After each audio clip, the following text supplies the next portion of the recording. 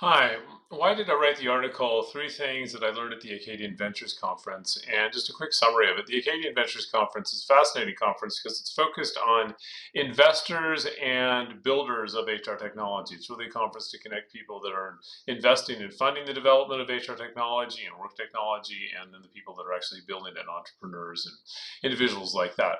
And the thing that's fascinating about it, because it's a financially focused, really, these people are investing in these companies not because of just what they do. Yeah, that matters, but really that they believe these companies are going to be successful. They're going to be profitable. They're going to build their businesses.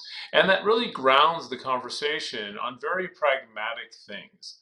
And a couple of things you learned. One is a lot of the most valuable HR tools kind of do things that most people think are boring, but it's actually really critical. HR involves dealing with a lot of sensitive data, compliance issues, payroll data that takes a lot of time to just sort through, and it has to be right.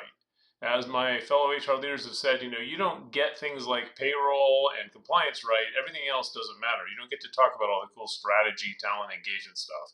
And that takes a lot of time. And so a lot of the technologies that are really making a difference for HR are enabling them to more effectively deal with these sort of critical sensitive data issues so that they can both use that data more effectively, but also so they can free up and focus their time on the more interesting strategic stuff that we all like to talk about. The other thing that was really interesting was the discussion of data, particularly how data is fueling AI and how that's shifting. Because in the HR world, there's a few dominant players that sort of these big platform players, and a lot of them have a lot of data in their systems. And they used to share that data pretty regularly. It used to be in HR was like, yeah, the more we share data, the more valuable our system is because you're using the data from our system.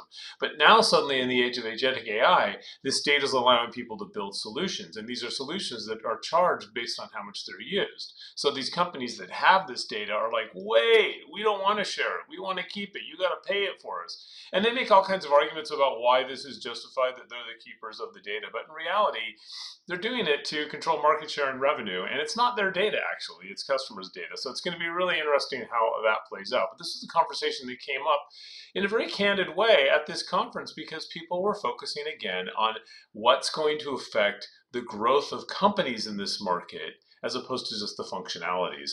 So really interesting the conversation, very different tone. I mean, a lot of brilliant people that have a different tone, different focus than much of the HR technology conferences that one might attend. I hope that you enjoy the article.